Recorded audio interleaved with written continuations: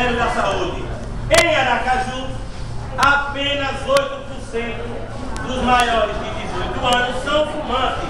Por isso, somos a primeira capital brasileira com o menor índice de fumantes. Palma para Aracaju!